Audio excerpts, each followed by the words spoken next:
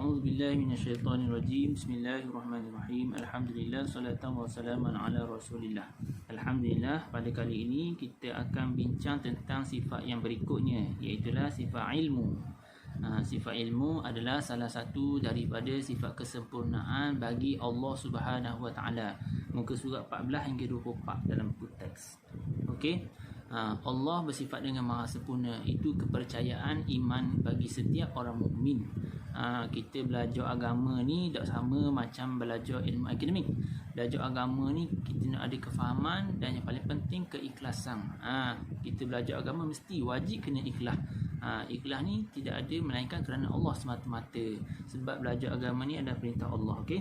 Sifat ilmu. Okey. Terdahulu Ustaz cerita dah, Allah ni bersifat dengan maha sempurna. Kesempurnaan Allah ni banyak mana? Tidak terhingga banyaknya. Dan mustahil juga Allah bersifat dengan lemah. Mustahil juga Allah bersifat dengan kekurangan yang tidak terhingga banyaknya. Hanya sempurna semata-mata yang tidak terhingga banyaknya. Di antara sifat kesempurnaan bagi Allah itu ialah sifat ilmu. Ilmu bahasa Arab. Bahasa Melayu artinya mengetahui. Maknanya mengetahui. Ilmu bahasa Arab, erti dalam bahasa Melayu mengetahui. Maksudnya apa? Dengan sifat ilmu, dengan sifat pengetahuan, nyata jelas bagi Allah semua perkara. Nyata dan jelas. Nyata dan jelas semua perkara bagi Allah. Sama ada yang tersembunyi ataupun yang zahir. Nyata bagi Allah. Allah mengetahui. Mengetahui Allah ni sedia kala. Tu beza. Allah mengetahui sedia kala. Adapun kita ni baru tahu. Kita manusia ni baru tahu. Dan kita tahu pula, tahu dengan belajar, dengan asbab. Dengan sebab belajar baru tahu. Dengan sebab pengalaman, tengok, mendengar baru tahu. Kalau tak tengok, kalau tak dengar, kalau tak belajar, tak tahu. Adapun Allah Subhanahu wa taala ni, dia bersifat dengan ilmu. Dia mengetahui semua perkara sedia kala. Dia mengetahui sedia kala. Apa maksudnya? Allah tahu ni sebelum adanya sesuatu, Allah Ta'ala telah pun mengetahui. Sama ada perkara tu akan berlaku pada saat telah lalu, dia mengetahui. Pada saat sekarang dia mengetahui. Dan perkara yang akan datang, semuanya nyata dan jelas dalam ilmu Allah. Okay. Sekali lagi Ustaz ulang. Ilmu bahasa Arab, salah satu daripada sifat kesempurnaan bagi Allah ialah sifat ilmu. Kita selalu dah sebut perkataan ilmu. Jadi bahasa Melayu dah. Padahal perkataan kalimah ilmu ni adalah bahasa Arab. Perkataan bahasa Arab. Bahasa Melayu artinya pengetahuan. Erti ilmu ialah pengetahuan. Maksudnya, dia ada dua situ. Erti dan maksud. Erti ni terjemahan. Ilmu artinya pengetahuan. Maksudnya dengan sifat ilmu nyata dan jelas bagi Allah Subhanahu wa taala semua perkara. Sama ada perkara yang tersembunyi yang nyata, sama ada perkara tu yang telah yang pada saat ni, dan perkara yang akan datang. Semuanya Allah mengetahui dengan nyata. Kita ni tahu juga. Tahu sama je nama. Manusia bersifat dengan ilmu, Allah bersifat dengan ilmu. Sama pada nama sahaja. Makna berbeza.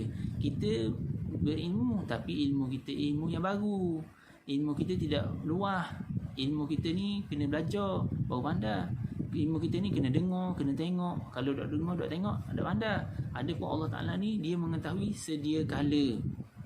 Sedia kala. Itulah sifat kesempurnaan bagi Allah. Baik. Mana bukti? Mana dalil? Kena ada dalil. Dalam bab akidah, dalam bab tauhid, dia kena ada dalil, kena ada bukti. Tak boleh semata-mata nak ikut orang. Ustaz kata Allah bersifat dengan ilmu jugalah. Tak boleh. Tak sah iman. Kalau mak kita kata Allah Ta'ala ada, kita pun kata ada jugalah. Tak boleh. Kena ada dalil sendiri, bukti. Kalau kita semata-mata tu orang tu berlaku khilaf di kalangan ulama, sama ada dok mukmin ataupun dia tetap orang yang asi berdosa. Okay. Dalil dia ada dua sebagaimana yang Ustaz sebut baru sesi yang lepas. Sama ada kita guna dalil naqli dengan nun. Dalil naqli ni dalil ayat Quran.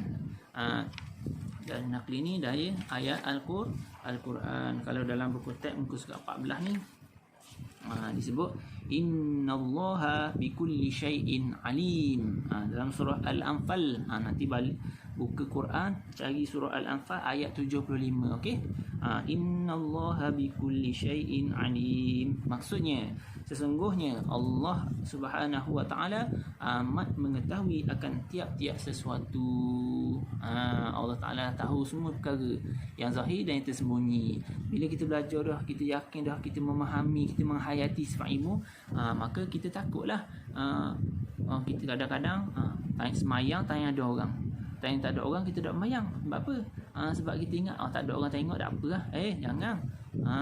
Ada orang ke tak ada orang ke, ada yang melihat. Ada yang melihat perbuatan kita. Kalau kita buat baik, kalau kita buat jahat, tanggung sendiri. Okey. Mana bukti dalil akli, dalil akal? Dalil akal kita boleh guna dalil ada alam ini. Mana bukti Allah bersifat dengan ilmu? Innallaha bikulli syai'in alim. Itu dalil naqli. Yang kedua, mana bukti, mana dalil Allah bersifat dengan ilmu? Ada alam ini. Kita yakin 100%, kita berpegang Allah bersifat dengan ilmu yang sebenar, dan kita ada dalil kita sendiri. Okey, setakat itu saja ni. InsyaAllah ada peluang kita jumpa lagi. Subhanakallahumma wa bihamdika asyhadu an la ilaha illa anta astaghfiruka wa atubu ilaik.